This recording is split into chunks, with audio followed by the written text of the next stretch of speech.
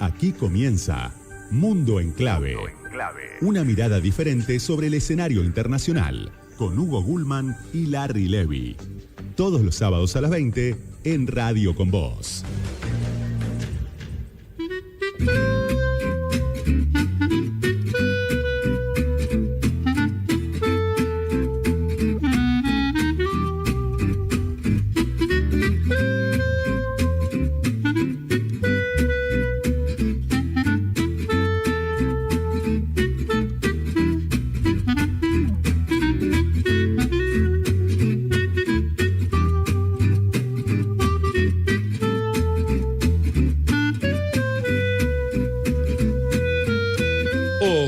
¿Cómo están? Aquí estamos en otro encuentro de Mundo en Clave en Radio Con Vos, como todos los sábados a las 20 horas.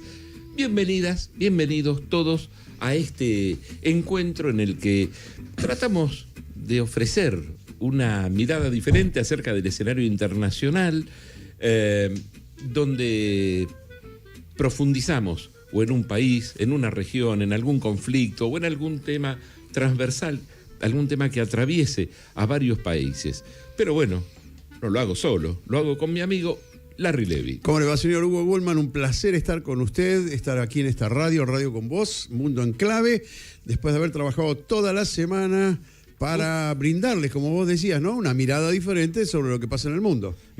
Aquí estamos. Y si hoy vamos a hablar de un país al que queremos mucho, pero si les parece, antes nos vamos a meter, como hacemos habitualmente, en las noticias. Van a notar que hay una que no damos, que ya fue tratada en todos los medios esta semana, que es el tema de las migraciones. No tiene sentido con toda la información que todo el mundo ha tenido acerca de esto que ocurrió. Sí, vale la pena, y vamos a ver muy prontito de hacer un programa dedicado completamente al tema, como para profundizar, porque es mucho más complejo de lo que se ve, todo lo que está pasando. De lo que aparece sobre el escenario, sí. Así que vamos a... Sí. Si les parece, vamos a ir a las noticias, pero antes de que vos empieces con la primera noticia, yo quiero aclarar que, tratamos de no dar noticias coyunturales, noticias, sino que tengan que ver con, con la geopolítica, que lo que vaya a cambiar la política mundial, lo cual es muy difícil últimamente ubicar esas noticias, por ejemplo, en Europa o en América. La noticia se corrió, el mundo de la noticia geopolítica se corrió hacia Asia. Lo van a notar porque nuestras últimas 3 informaciones están relacionadas entre sí con el sudeste asiático, con China, con Asia Central, lo cual hace que Europa haya dejado de ser la productora de noticias que era hasta el momento, porque están rearmándose bajo la consigna de la rusofobia, del peligro ruso. Están solamente abocados a los presupuestos militares, lo cual hace que no haya noticias nuevas, ¿no? Es decir, por eso hoy vamos a hablar de los orientales. Y vamos a hablar de los orientales, pero de otros orientales. Déjalo ahí, vamos con las noticias. Bueno, te doy la primera, dale, vamos. En África preocupa el brote de ébola en la República Democrática del Congo. Las autoridades sanitarias regionales e internacionales alertaron sobre una rápida propagación del ébola en el este del Congo. El brote mantiene en alerta a los países vecinos y obligó a reforzar la intervención de los organismos internacionales de salud.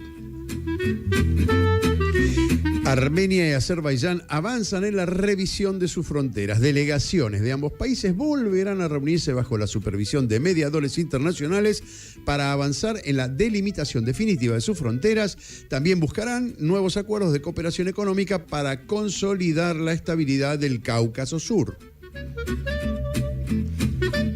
Phnom Penh, la capital de Camboya, será sede del 23º reunión de cooperación de la ASEAN, el bloque que reúne a los países del sudeste asiático. Los líderes debatirán seguridad marítima, estabilidad regional y cooperación económica en un escenario internacional marcado por crecientes tensiones. Y China acelera su carrera tecnológica frente a Occidente. La competencia con Estados Unidos y Europa, sumada a las dificultades que enfrenta la industria mundial de semiconductores, sigue transformando las cadenas globales de suministro. En ese contexto, China decidió incrementar sus inversiones para fortalecer su autonomía tecnológica. Beijing amplió las restricciones a la exportación de minerales críticos como tierras raras, grafito y otros insumos esenciales para la transición energética. La decisión es interpretada como una respuesta al aumento de las presiones comerciales y arancelarias impulsadas por Occidente. Y cerramos sin irnos de China. China y Estados Unidos sostienen una diplomacia de estabilidad. Según medios oficiales chinos, altos funcionarios de Washington y Beijing mantuvieron nuevas reuniones para fortalecer el diálogo bilateral. El objetivo es preservar el marco de estabilidad estratégica constructiva acordado por Xi Jinping y Donald Trump durante su encuentro del último mayo. Y ahora sí, nos vamos a ir con un poquito de música.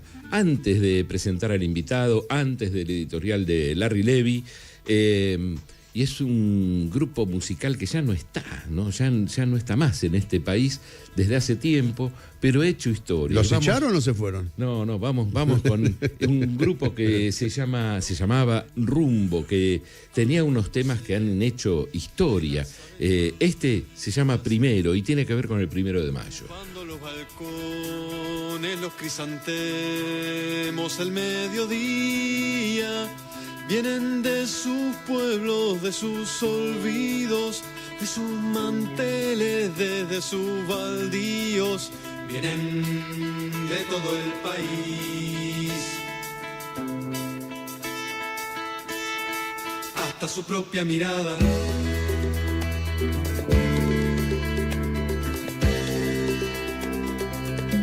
Hasta su propia mirada. Ahí me estaba diciendo nuestro auditor musical, Carlos Rodríguez, que qué pasa, en Uruguay no hay rap. Sí, hay rap, pero este tema es una hermosura. Parece que lo conmovió nuestro invitado. Todavía no está al aire el invitado, pero lo conmovió. Mira, le veo las lágrimas. Vamos con tu editorial. Dale, yo los introduzco, los llevo. En tiempos pasados, la vecindad constituía un valor agregado importante en las relaciones sociales y políticas, ¿sí? Por entonces, la proximidad nos hacía familia, con lazos fraternales acorazados e intereses que parecían convergir a un lado y al otro de la vereda. Pero en aquellos años, el proceso de desarrollo nacional aún no tenía la madurez suficiente para sostener vínculos tan estrechos, tan de piel, como se suele decir. La historia quiso entonces que la medianera compartida le sumáramos una reja y una frontera, trazada a pulso en el mapa. Señales de que las banderas podían conservar los mismos colores, pero debían representar barrios distintos, arrabales de calles paralelas, pero distantes. La vecindad se replegó a distancia y en destinos divergentes, y en medio del río, solo quedó el eco de una oda nostálgica por aquello que pudo ser y no fue. Y sobre ese pasado común, voces ajenas sembraron cizaña para fracturar la solidaridad con la que soñaron los próceres libertadores. Después se sumó la geopolítica, experta en fabricar realidades encontradas, de caminos bifurcados y lealtades de compromiso. A veces entre tensiones, a veces con melancolía. Lo cierto es que perdimos la brújula de un hogar grande, bajo el mismo techo, y con una vecindad amplia que nos cobijase en un destino común. Hoy vamos a cruzar ese lugar común, vamos a cruzar el charco, nos vamos a Uruguay.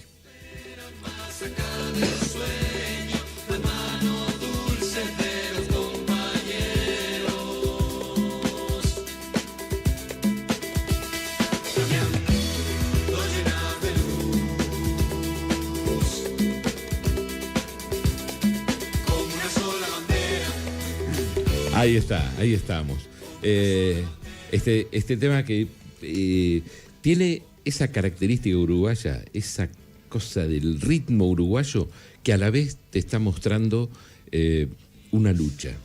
Hay una especie popular, de compás de candombe ahí, ¿no? Bueno, de está liberación. el candombe, claro, porque el candombe candombe es la liberación de los esclavos, ¿no? Es esa música que rompe cadenas. Pero bueno, Uruguay tiene eso, tiene sabe poner con el candombe también expresarte la melancolía, ¿no? Y sabe traer a la Argentina a tipos como Víctor Mastrangelo, ¿no? Que se instaló acá en nuestro país, es periodista, es analista político. Tenemos el gusto de que nos visite para charlar de Uruguay. Él está repartido entre Argentina y Uruguay. Víctor, gracias por venir. No, gracias a ustedes por la invitación, Hugo, Larry. Un gusto, por supuesto, compartir con ustedes. Y un gusto escuchar, después de no sé cuántos años, a Rumbo. Y en esta canción que tiene una particularidad. Rumbo era uno de los grupos más emblemáticos de lo que se conoció en su momento en la salida de la dictadura en los años 80 como la música popular uruguaya. Sí. Y particularmente esta canción que hace referencia al 1 de mayo fue muy emblemática de lo que significó el 1 de mayo de 1983, que debe haber sido uno de los actos más importantes que se realizó todavía en dictadura, porque recién en 1984, en octubre del 84, se vota en Uruguay y... Podemos decir que es el prólogo, ¿no? Es el prólogo de la democracia. Sí, es uno de los actos, porque además tuvo una característica muy particular, que no solamente reunió a los trabajadores representados por la central en ese momento llamada PIT, solamente, Plenario Intersindical de Trabajadores, porque la dictadura había prohibido el nombre histórico de CNT, que es la Central Nacional de Trabajadores, que era como se llamaba. Ahora quedó unificado, PIT-CNT, se llama la central, para no perder esa épica, ese símbolo, sí. Tenía también Rumbo pero era un acto además donde fueron todos los partidos políticos. Rumbo tenía otra canción más, antes de meternos en el tema, que aquí en Argentina en algún momento lo había popularizado el cuarteto Supay. No sé si la cantó más gente, pero que era de Rumbo también. Y no puedo recordarlo. Voy a ver si antes de que termine el programa, con ayuda de mi secretario, puedo recordarlo. Te puedo asistir. Mientras tanto, te podríamos preguntar, ¿cómo está hoy Uruguay? Desde lo político, desde lo social, desde lo económico. Desde lo político, digamos, de lo político doméstico, con las complicaciones habituales que puede tener cualquier democracia, sin ir más allá, yo siempre trato de hacer una diferencia para que se entienda. Viste que siempre entraña determinadas dificultades entender la política de otro país. Es como tratar de explicarle a un suizo qué es el peronismo. Y la verdad que medio que se complica. La política en Uruguay, para que se entienda, comparándola con la Argentina, acá uno, más allá de las diferencias, los nombres personales, las organizaciones, lo que sea, claramente en la Argentina hay dos proyectos de país enfrentados. Dos proyectos de país bien distintos. ¿No? Uno que habla de un Estado prácticamente inexistente, con una economía primarizada, que ya sabemos quién lo representa, y otro que habla de un desarrollo de una industria de derechos a trabajadores, etcétera, de soberanía. Entonces vos tenés dos países, dos modelos de país confrontados, y por eso la confrontación es mayor. Vos en el Uruguay tenés un solo proyecto de país, y lo que tenés son enfrentadas dos formas de administración de ese único proyecto de país que existe. Por eso también la convivencia política se toma como ejemplo de algo que es mucho más fácil. Te dice, ¿cómo es posible que vayan sin ningún inconveniente la calle Pou en su momento con Tabaré Vázquez o con el Pepe Mujica y con Sanguinetti, todos los presidentes de la democracia del brazo? Y acá es imposible que Macri se junte con Cristina. Bueno, porque las cosas que están en juego son distintas. Las cosas que están en juego son distintas y por lo tanto la convivencia es distinta. Con lo bueno y con lo malo que eso puede encerrar.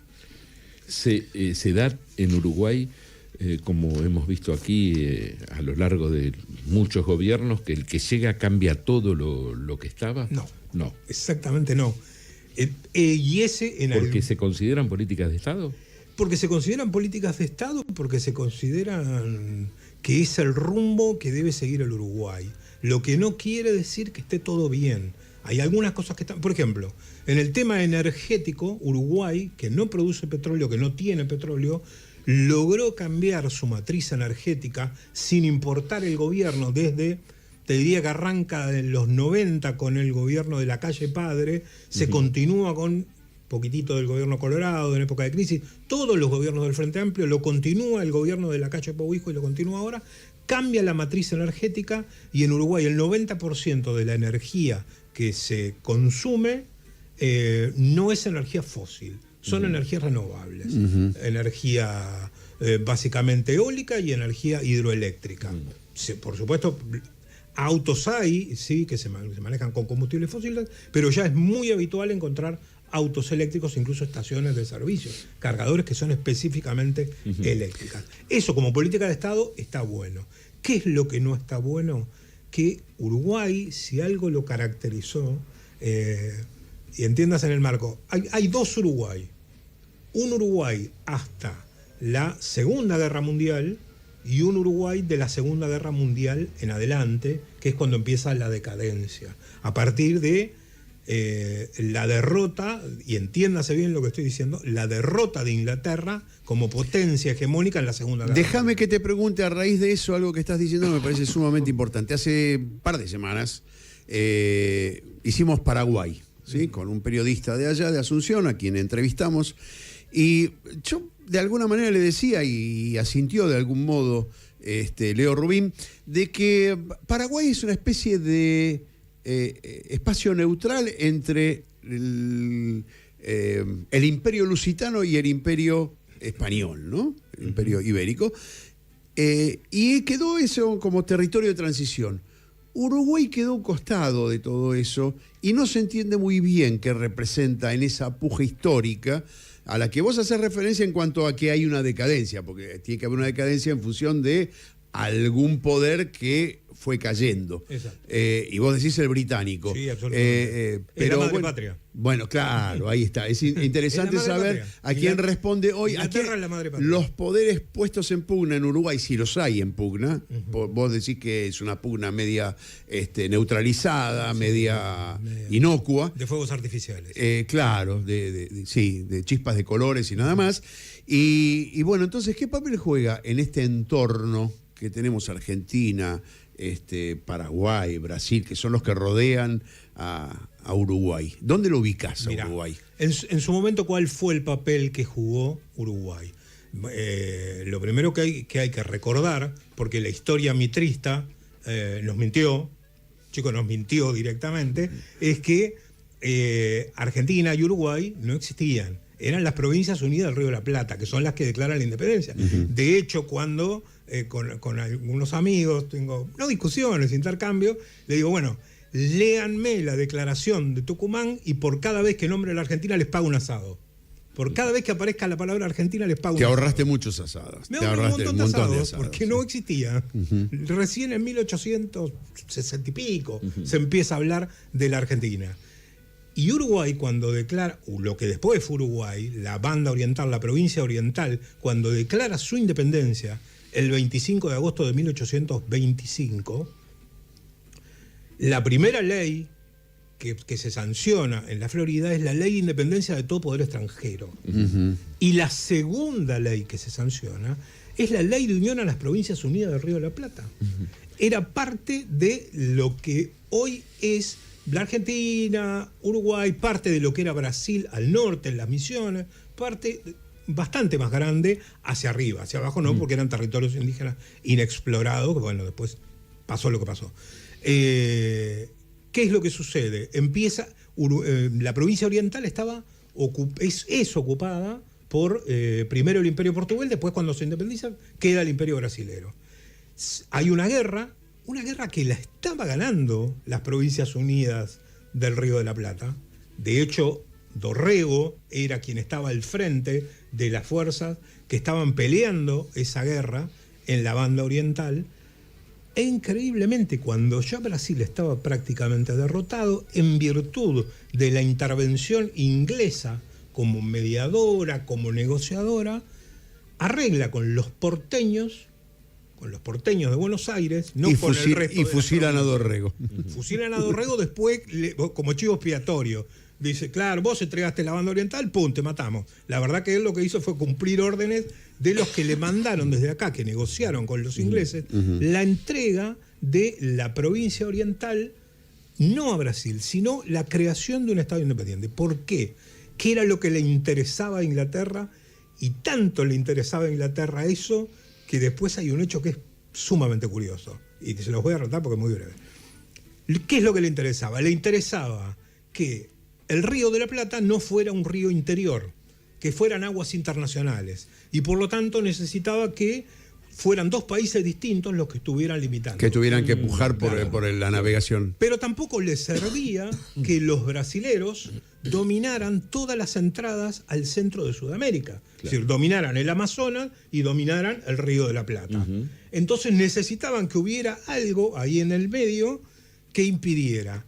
Y tanto era eso lo único que les importaba, que cuando finalmente el Uruguay se separa del resto de las provincias unidas del Río de la Plata, que es recién a partir de la Convención Preliminar de Paz de 1828, en virtud de la intervención de Lord Ponsonby, el padre del Uruguay, la madre es Inglaterra, el padre es Lord Ponsonby, Uruguay nace a la vida independiente sin límites. Ah, qué interesante.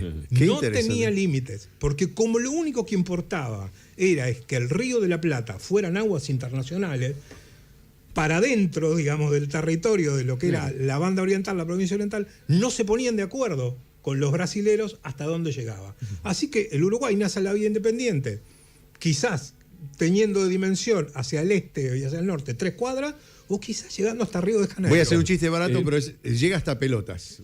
En Pelotas. Bueno, podría haber llegado hasta Pelotas. Podría haber llegado. Víctor, volviendo a lo que comentábamos en el principio, ¿qué es lo que se juega cuando hay elecciones entonces? Y más o menos hay una cantidad de cosas entre lo que, pensémoslo en izquierdas y derechas, para definirlo de alguna manera. Sí. En lo que mayormente están de acuerdo, que hay políticas de Estado que no se modifican. ¿Qué se juega? ¿Temas sociales? Algún punto de temas sociales, tampoco grandes cosas, porque vos ves que no hay gran diferencia. O sea, por ejemplo, el gobierno del Frente Amplio había creado el MIDES, el Ministerio de Desarrollo, un ministerio que había implantado un sistema de una serie de planes sociales para asistir a los sectores más carenciados en momentos difíciles de la economía. Cuando ganó el Partido Nacional, la calle Pou, la verdad es que siguió funcionando todo. O sea, no fue como vino Javier Milei y empezó a cerrar la oficina de la mujer, la secretaría, el INADI. No, siguió funcionando todo. De hecho, vos escuchás los discursos de los primeros de marzo de los presidentes ante el Congreso cuando se inicia la legislatura, y todos los discursos van siempre en el mismo sentido de cuánta plata se piensa invertir en salud, en vivienda, en obra. Ninguno va y se pone de espalda al Congreso y dice no vamos a invertir un peso porque la obra pública es un robo y entonces vamos a abrir. No. Hubo mirá, ni siquiera está planteada la discusión que se saldó en el año 93, poner el 92, que es la propiedad de las empresas de servicios. O sea, la electricidad a través de la empresa UTE, el agua a través de la empresa OCE y la telefonía a través de la empresa Antel. Son estatales.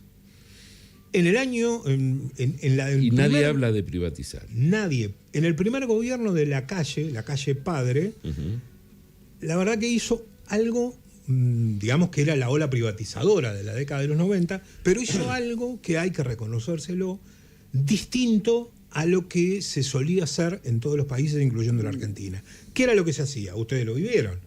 Se dejaba que los teléfonos no funcionaran. Se desfinanciaban las Se empresas para desfinanciaban. venderlas baratas. Claro, es decir, che, se dan cuenta que esto el Estado no lo No puede sirve. manejar, que es un Claro. desastre. Hay que privatizarlo, porque esto lo que necesita es la eficiencia de los privados. Bueno, Lacalle, el viejo, hizo exactamente lo contrario. ¿Las fortificó? Agarró ¿La reforzó? la UTE, por ejemplo, que la puso en manos, el presidente era Alberto Volonté, que quizás lo recuerden a algunos de los oyentes, porque después fue embajador de Uruguay En la acá en Argentina. la Argentina. Sí. Instrumentó un plan en el que se renovaron el 100% de las líneas de media, alta y baja tensión del país. Tanto fue así que de tener energía con apagones programados, como que en algún momento también... Sí, se dio la Argentina en la existió. Argentina, Sí. la UTE estatal, si vos tenías 12 horas de apagón, pagabas la mitad de la boleta del mes. Y si tenías 24 horas de apagón por responsabilidad de Sí. del servicio, ¿no? Directamente no pagabas. Y la verdad es que pagaba todo el mundo porque desaparecieron los apagones. Con el agua hizo lo mismo, una nueva línea de bombeo que en realidad provocó un Ahora, desastre. todo eso parece, y es muy bueno visto desde este punto de vista, pero sin embargo sigue habiendo una marcada diferencia entre pobres y ricos, mucho más que la que existe en la Argentina. Ese es el tema a donde tenemos que ir. ¿Por qué? Bueno, porque Ese es el tema. nosotros siempre investigamos, país por país, los datos técnicos, los datos duros, los datos de... No nos vamos a dar todo, pero más o menos indicar que el Producto Bruto per cápita es casi el doble que en la Argentina. Casi el doble que en la Sí. Argentina. Pero es la estadística de los dos pollos. Exactamente, Claro. exactamente. Entonces la pregunta es, ¿por qué está tan marcada la diferencia entre pobres y ricos? ¿Qué es lo que faltó en el desarrollo económico del país? ¿Industrialización? Industrialización, hablar, porque no hay mercado interno. Yo creo que sobre todo, si vos escuchás a cualquiera de los dirigentes políticos uruguayos, tanto blancos como frente amplistas, que son, por hablar de los dos partidos mayoritarios, en los diagnósticos son brillantes los tipos. La realidad es que no saben qué hacer. Y lo que ha pasado con el Uruguay de la decadencia, es Uruguay que pierde a Inglaterra, potencia librecambista, y pasa a estar bajo la égida de una potencia proteccionista con una economía competitiva con la propia, como es Estados Unidos, empieza a decaer la industria. Yo siempre hablo de Uruguay era una suerte de república soviética durante muchos... O sea, tenía una industria nacional que subsistía en el mercado interno porque estaban prácticamente prohibidas las importaciones. De hecho, la gente se reía mucho porque hasta la década del 80, casi te diría, andaban las cachilas en Uruguay. Las cachilas de los años 20 andaban circulando en Uruguay porque la importación de autos estaba muy Restringida, acotada, muy acotada, restringida. claro. Bueno, toda esa industria, a partir de las políticas neoliberales de lo milico, empiezan a desaparecer. Y ahí empieza una decadencia donde lo que pierde Uruguay es la movilidad social. Es curioso, porque estás marcando algo que sí entonó con el resto de América Latina, que fueron las dictaduras, pero es como que no se hubiesen sobrepuesto al proyecto económico Nunca. de las dictaduras. ¿no? Ese es el problema. Ese es el problema. La decadencia Vamos empieza a la ahí y pausa. continúa. Sí. Vamos a la pausa. Dale. Algo sabés de radio vos también, así que sabés que tenemos que ir a la pausa. Estamos con Víctor Mastrangelo conversando sobre Uruguay. Enseguida seguimos. Enseguida volvemos con más Mundo en Clave en Radio con Vos. Donde estés, en todos lados, donde quieras. En YouTube, en el auto, en el celu, en vivo, on demand. Los periodistas que querés ver y escuchar. Seguimos con otra vuelta al Mundo en Clave en Radio con Vos. Aquel atardecer nos pescó el chaparrón, comentando el film que acabábamos de ver, riendo y de la mano echamos a correr. Este tema se llama Lluvia, lo canta Jorge Ross, pero tiene un autor de la letra muy particular, que es Mauricio Rosenkopf.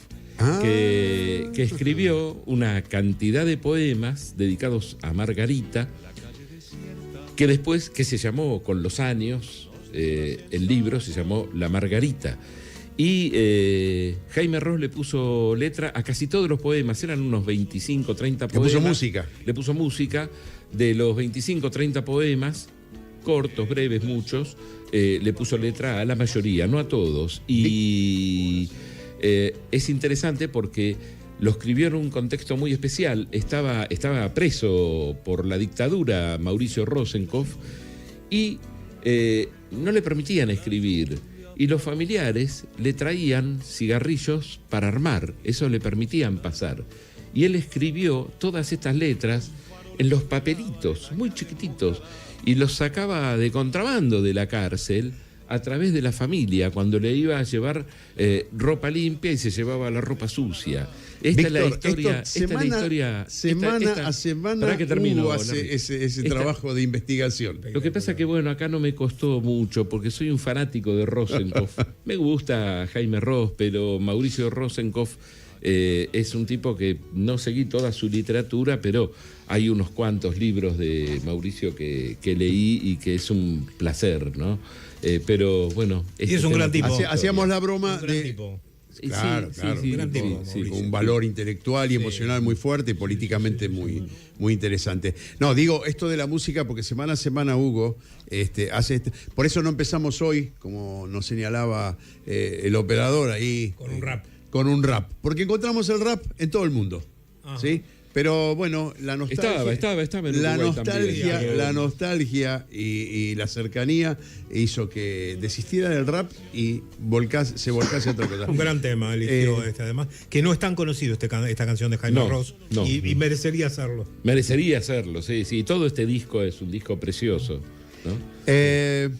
Hay mucho para hablar de lo nacional, pero me interesa, por la temática de nuestro programa, que nos acercásemos al plano regional de Uruguay, después al internacional y a los grandes poderes, pero ¿cómo ubicás a Uruguay en el contexto de lo que es el Mercosur, los quiebres que hay ahora en el Mercosur, las distancias?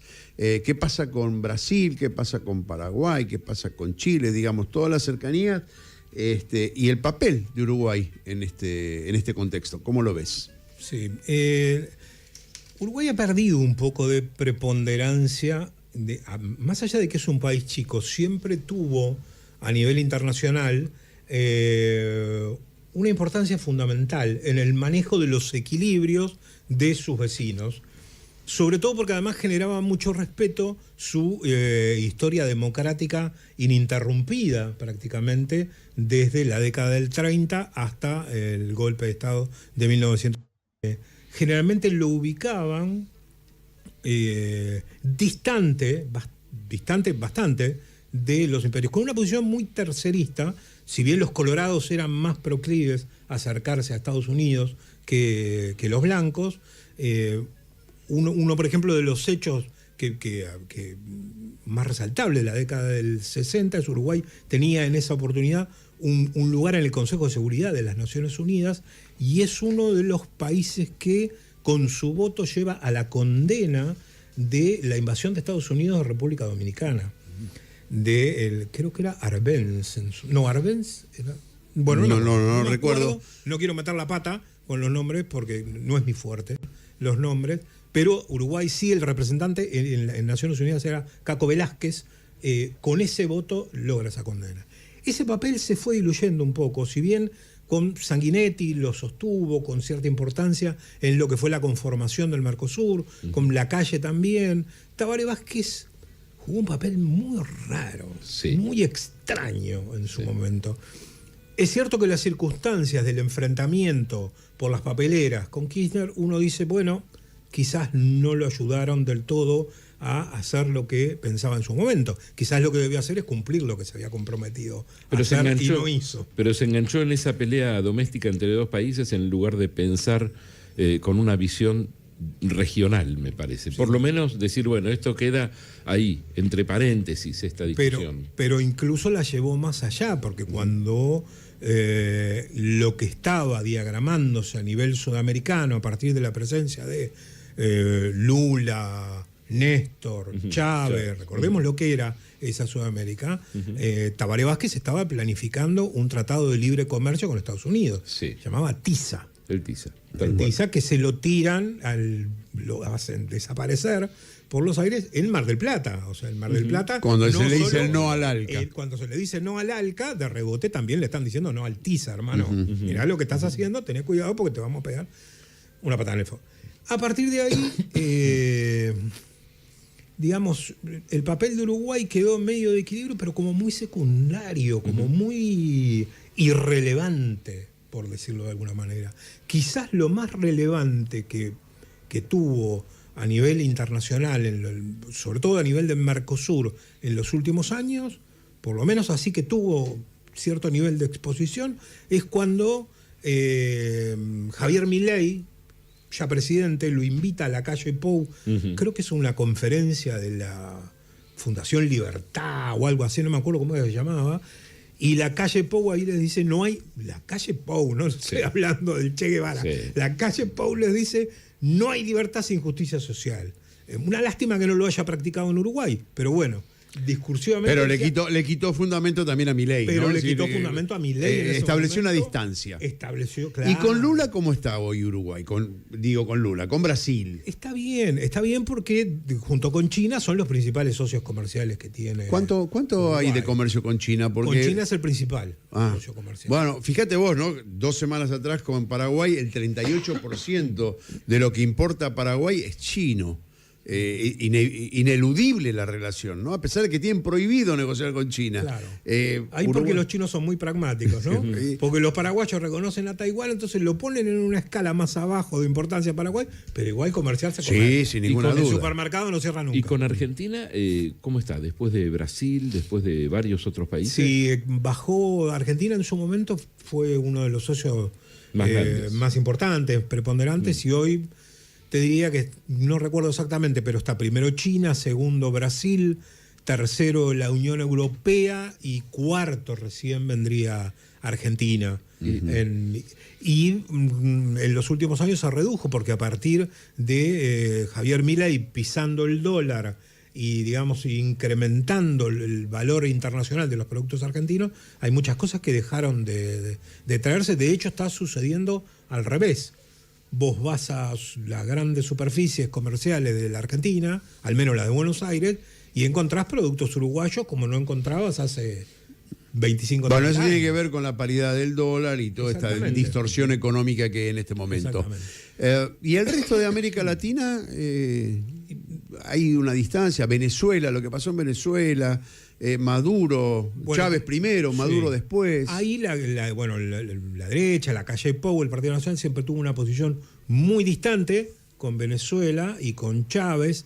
Mujica tenía una posición mucho más cercana con Chávez, no tanto con Maduro. De Maduro ya empezó a alejarse. Y de hecho ahora cuando pasó lo que pasó con el secuestro de Maduro, Uruguay hizo silencio. Y el que gobierna ahora es el Frente Amplio. Uruguay a nivel internacional le ha costado al Frente Amplio y le está costando mucho explicarle a sus propios votantes el rumbo que están tomando y qué es lo que están haciendo. Ni siquiera lograron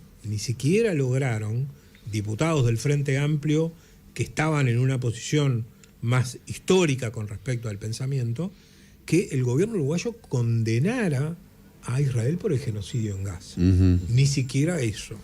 Una crítica, che muchachos, sentémonos a conversar, qué feo lo que está pasando, pero la palabra genocidio no la pusieron nunca. De hecho, además, casi muy inoportuno que lo haga Javier Milei, a nadie le llamó la atención, más allá de la molestia que pueda generar que en medio de los bombardeos, incluyendo una escuela donde asesinaron 186 nenas, Javier Milei se suba al portaaviones Nimitz, cuando Estados Unidos era que estaba llevando adelante esa agresión contra Irán, pero atrás de Javier Milei fue y se subió Orsi.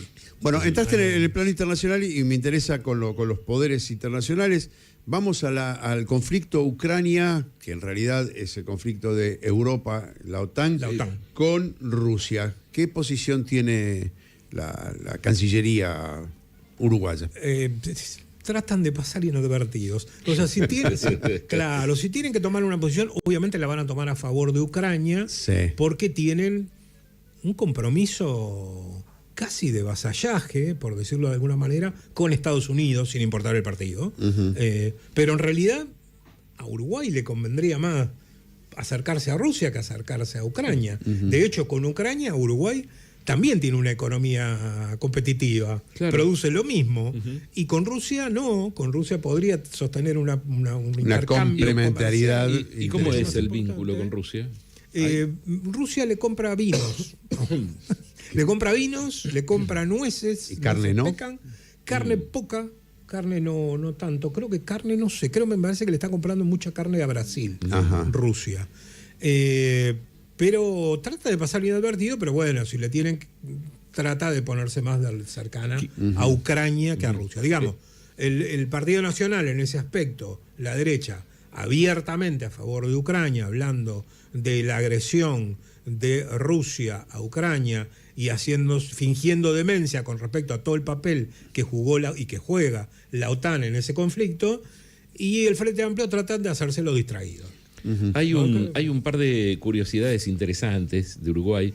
Por ejemplo, en Montevideo hay una tradición que es aplaudir cuando el sol se pone sobre la Rambla, como ritual de celebración y agradecimiento por otro día vivido, y ganó tanta popularidad que es un lugar turístico, van los turistas a mirarlo. Eso tuvo su origen en realidad en Punta del Este, más específicamente en Casa Pueblo, que era el lugar de Páez Vilaró, la casa museo de Páez Vilaró. Se hizo costumbre, es un lugar espectacular, Punta Ballena, que es donde está ubicado Casa Pueblo, y es además queda justamente enfrente a donde se pone el sol, y a partir de ahí se extendió la moda a el resto del Uruguay, pero básicamente es de ahí, es decir, es una transferencia desde las clases altas a las clases bajas. De las pocas transferencias que hay de las clases altas a las clases bajas. Hay otras curiosidades también, que por ejemplo Uruguay ocupa el segundo lugar en el ranking mundial de consumo de whisky. Sí, ¿no? sí.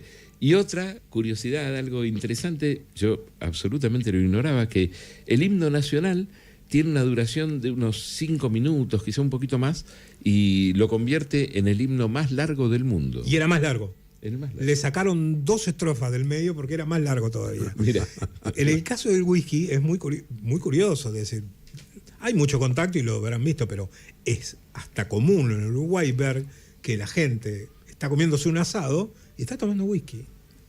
¿En el termo no lleva whisky en vez de agua caliente? Mira, mi abuelo lo hacía, le ponía al mate, a la yerba, cuando lo armaba, le ponía un chorrito de whisky a la yerba. Y después empezaba a cebar el mate. Y le daba un toque bastante interesante. Pero sí, se toma muchísimo whisky. Víctor, no me quiero ir del tema internacional porque me parece sustancial, lo decimos en cada programa, pasó hoy en las noticias que leímos al principio, la importancia del sudeste asiático, China y el ASEAN, todo eso me parece que ahí hay que mirar, hay que poner la vista, porque es donde se producen las noticias, pero lo digo en el doble sentido, no solamente en el hecho de que como periodistas lo investigamos, sino que están produciendo una nueva forma de relacionarse con la producción y con la gente, la sociedad.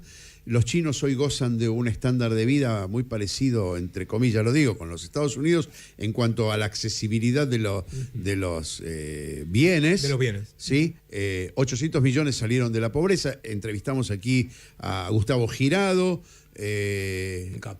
capo que sabe un montón sobre China. Es uno de los intelectuales más importantes que tiene Argentina con respecto a China, los investigadores más, digamos, con mayor solidez. La pregunta es cómo lo ven desde Uruguay esta evolución que nos hace poner la mirada en un lugar donde parecía olvidada la historia y hoy, no, reflotaron 5.000 años de historia. Y se parece más al futuro que a la historia, ¿no? Sí. Bueno, Uruguay, lo decíamos hace un ratito, Sí. su principal socio comercial es la China. De hecho, ha querido, lo intentó en su momento, la calle Pou firmar un tratado de libre comercio directamente entre Uruguay y la China. Bueno, ahí tuvo los frenos del Mercosur, etcétera, pero va por ese camino. Obviamente hay cuestiones políticas que Sí, que le ponen algunos escollos a la le ponen definición. algunos escollos a la definición, pero claramente Uruguay hoy depende económicamente mucho más de China que del resto de cualquier otro país del mundo, porque además no solamente es lo que le vende, sino las inversiones en infraestructura. Ahí te iba a preguntar, que ponen ¿hay los inversiones chinos. de infraestructura en Sí, Uruguay? sí, A ver, sí, contanos sí, sí. eso. Sobre todo en el tema energético. Ajá. En el tema te diría más específicamente en el tema de la energía eólica. Sí. Sí. Y la telefonía, porque está la discusión del 5G con Estados Unidos. En Paraguay fue muy claro, ¿no? Es decir, Estados Unidos dio la orden no negociar con China y tienen que negociar con las empresas norteamericanas, estadounidenses. ¿Qué pasa con el 5G y en futuro el 6G también que está desarrollado ya? Y yo Porque creo como que- dijiste, no, pero interesante porque acá hay una cuestión que es diferente a la de Paraguay. La empresa de telefonía es nacional, es estatal. estatal. Es Entonces estatal. ahí la pregunta es interesante Sí. porque compromete, digamos, ya no una empresa privada, sino compromete al Estado. Ujú. Ahí, digamos que Uruguay, por más que tenga una excelente relación comercial con China, no deja de estar dentro de la órbita política de influencia de los Estados Unidos. Y no deja de ser un país muy pequeño, de 3 millones de habitantes, con muy escasas posibilidades de negociar ante un gigante que además está en retroceso y por lo tanto lo hace fortalecerse sobre su patio trasero que venimos a hacer nosotros, Sí. muchachos. Ese es nuestro futuro, complicado. Cuanto peor le vaya en Medio Oriente, como le está yendo, Sí. cada día le está yendo peor, más jodida la vamos a tener nosotros. Porque La va a presión tener va a que- ser mayor. Porque la presión sobre su zona de influencia va a ser mayor y es la zona donde más dificultades de influencia, por una cuestión hasta geográfica, encuentran los países emergentes. Fíjate que Uruguay, si bien no forma parte de los BRICS, sí logró, primero el gobierno de la calle Pou inició las negociaciones y las culmina el gobierno de Orsi, ingresar al banco de los BRICS. De los BRICS, sí. Yo dije, bueno, me parece una noticia excelente, porque la verdad que es el futuro de financiamiento directo, Sí, sin sí. las exigencias que pone el Fondo Monetario Internacional, para los países de esta región. Intenté hacer una entrevista con el ministro de Economía, después el ministro de Economía me dijo, no, yo mucho no sé. Y empecé a averiguar, y Uruguay no presentó ningún proyecto en el Banco de Financiamiento de los BRICS. O sea, no querían hablar porque en realidad,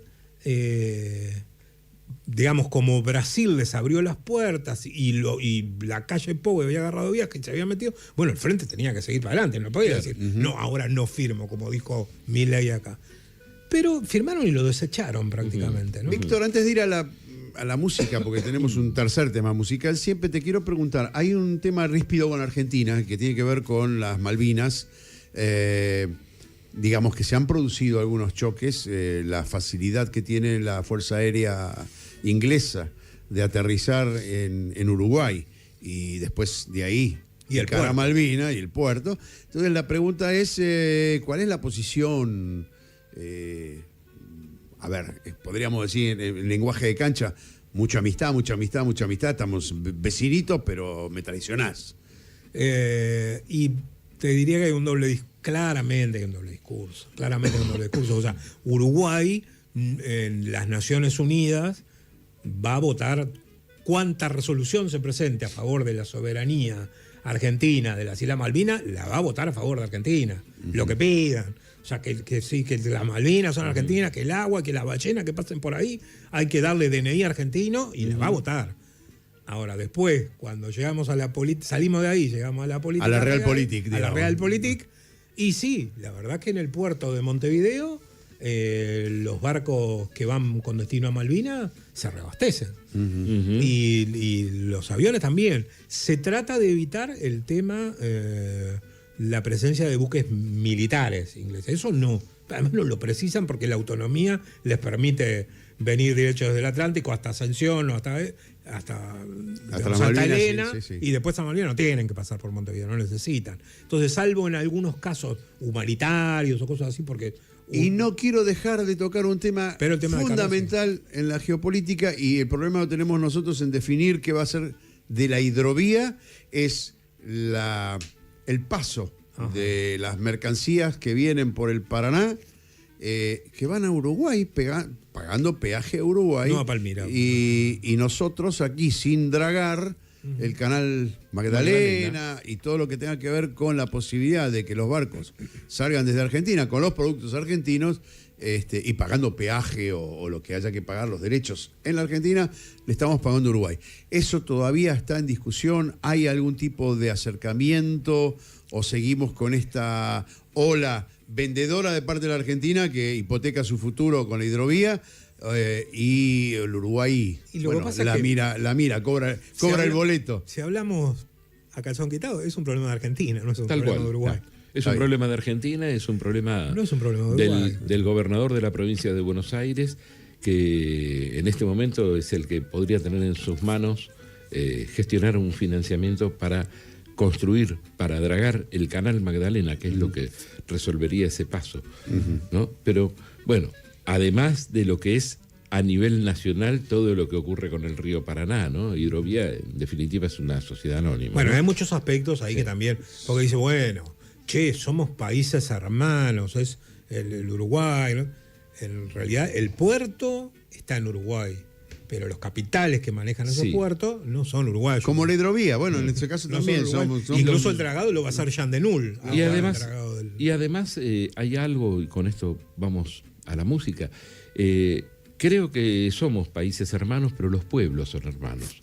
Los gobiernos manejan las economías desde otro lugar y muchas veces, más demostrado que lo que está pasando en nuestro país con este presidente, que su propia ideología la quiere imponer en otros lugares más allá de los intereses del pueblo. Entonces es capaz de ir y decir a fulano no le vendo, al otro A lo no le mejor el vendo, poder no real le compro, ¿no? son la misma cosa. Los poderes reales que juegan en Uruguay y los que juegan en Argentina. Pero bueno, veamos y nos van a quedar unos poquitos minutos después de este tema que no sé si el entrevistado lo va a considerar un golpe bajo.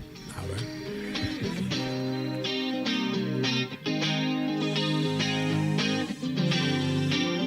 La noche azul, melancolía de los días de un febrero que se fue, colgando un tul en el perchero del ayer perdido, fotos prisioneras en el fondo de un baúl, mi eterna cruz, la noche azul.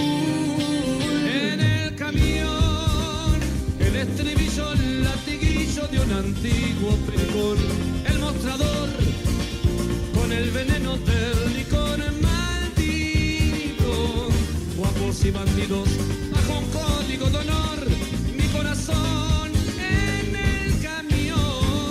Bueno, el murguero oriental. ¿Cómo es? Bueno, El le jugaste una mala pasada, le jugaste una mala pasada al entrevistado. De las mejores canciones del mundo, además, esta versión, que no sé si no es en vivo en el Teatro Es Solís. en vivo en el Solís, El tal teatro, cual, que tal es cual. impresionante. Víctor Mastrangelo, déjame que dé algunos datos que son significativos como para establecer un poco, ponernos en dinámica entre los dos países. El Producto Bruto destinado, el porcentaje de Producto Bruto dedicado a la educación, por ahora era mejor el de Argentina, pero ahora está de baja la Argentina. Y sigue estando lo mismo en Uruguay, por lo tanto se consolida casi en el 5% en educación. En salud pasa lo mismo, está bajando aquí cuando era bastante más alto lo que se dedicaba acá en salud a lo que se dedicaba en Uruguay. Deuda externa, el Uruguay debe el 60% de su Producto Bruto, mientras que la Argentina hoy está formalmente y al valor de dólar de hoy, que es un valor mentiroso, el 55%. Seguramente ya estamos cerca del 100%, sin ninguna duda. Sí. Vivir el salario promedio en Uruguay es mayor que el de acá. Estamos más o menos en los $1.200, $1.300, mientras que aquí en la Argentina estamos en los $500 arañando. El índice de desocupación es bastante alto para Uruguay, el 7,5, el 8,5. Nosotros debemos estar ya en más. Formalmente, y con todos esos subterfugios del INDEC, El monotributismo. el monotributista, el monotributo social, etcétera, etcétera, estamos más bajos, pero no es cierto. El índice de pobreza es menor en Uruguay, aunque la diferencia entre la clase alta y la clase baja es mucho, mucho más pronunciado que aquí. Y vivir el comestible, una familia tipo del salario invierte en educación, en alimentación, más o menos el 40% en Uruguay, mientras que en la Argentina ya estamos en casi el 70%. Una barbaridad. 60, 70. Una barbaridad Esos más lo o que ha menos hecho son los Javier datos Milei. Sí. que nos, de alguna manera, nos ponen en territorio. Bueno, una última mirada tuya sería importante con respecto al futuro en un contexto que es bastante complicado, ¿no? Es complicado en todo el mundo. Hay un cambio civilizatorio que todavía no está ni siquiera teorizado. Hay un montón de gente que habla de inteligencia artificial, etcétera, etcétera, pero hasta el momento no sabemos cuál va a ser nuestro comportamiento, ¿no? Con respecto, ¿pensás que el desarrollo de esta nueva civilización nos va a tener a los países del sur hermanados para hacerle frente a este cambio civilizatorio, o nos va a hundir más aún? Dependerá del rumbo que se elija tomar. Yo creo que no está definido claramente el rumbo. Si vos me decís, ¿y en dónde tenés más esperanza? Y yo tengo más esperanza en el sur del Sahel, en África, que en lo que pueda suceder en el Río de la Plata. Hay un dato ahí muy importante a tener en cuenta, porque habla de lo que es la sociedad uruguaya hoy, lo que hablábamos de ese partido al medio. El índice de homicidios es 11 cada 100.000. Es el doble que en la Argentina. Es el doble que en la Argentina. Y eso te habla de la falta, de entre otras muchas razones, pero te habla sobre todo de un problema que no lo pudieron resolver nunca los políticos uruguayos, que es la falta de movilidad social. Un pibe de 11, 12 años que vive en piso de tierra en el Uruguay Está condenado sabe que a morir. se va a morir en piso de tierra. Víctor, sos hombre de los medios, así que esto sabés. ¿Hay algo que en 30 segundos puedas redondear que no te hayamos preguntado y que te parezca importante destacar de Argentina-Uruguay, de Uruguay en sí? No, primero que nada, esperemos un futuro más venturoso, tanto para el Uruguay como para la Argentina, que se defina eso. Yo creo que el futuro de los países del sur está precisamente en la multipolaridad y en acercarse hacia el mundo de los BRICS, hacia el mundo que nos permite el desarrollo sin condicionamientos. Veremos si es el camino que resuelven transitar quienes en definitiva elijamos nosotros, que somos los ciudadanos que nos toca votar.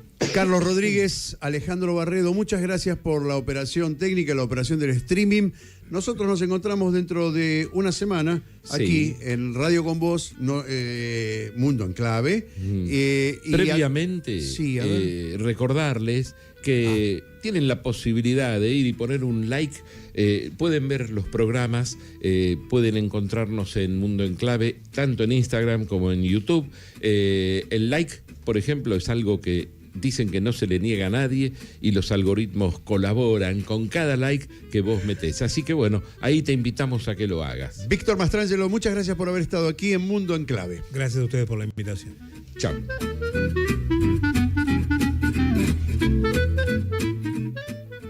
Hasta acá, una pieza más del rompecabezas global.